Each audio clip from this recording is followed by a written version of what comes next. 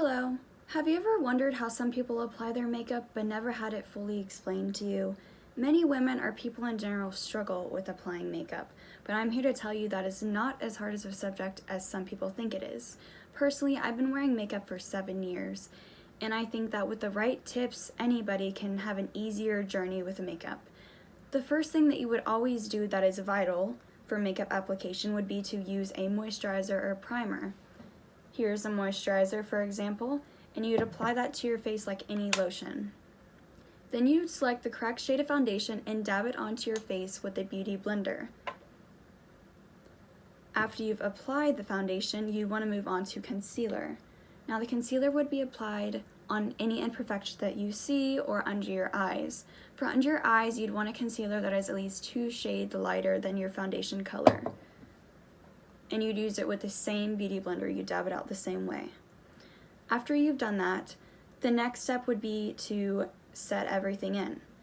Setting the wet ingredients in, you would use a powder.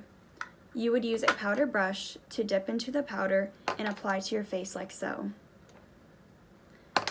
Once you've applied the powder, you'd move on to contour. You can use contour powder or contour stick, but if you already have powder on your face, you'd want to use a powder as well. You'd use the same powder brush, dip it into your bronzer, and apply it under your cheekbones and on your hairline. After you'd apply your contour, you'd want to move on to blush. Once you have your blush, you'd use the same powder brush, dip it into the blush, but be careful not to overdo it, and apply it to the apples of your cheeks. Now that your blush is on, the next step would be to work on your eyes. You would use a eyeshadow palette and any eyeshadow color you would like, as long as you have a good blending brush. Here's an example of a brush that would be good, and you would use it in circular motions. Now that you have applied your eyeshadow, you'd want to move on to mascara. Mascara can be tricky, but if you look up and look straight forward, it would be easier to apply without causing any residue on your eyelids. After you've applied your mascara, wait for it to dry, and you can apply setting spray after.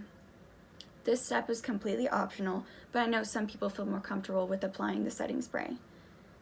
After you wait for that to dry, that would be the last step.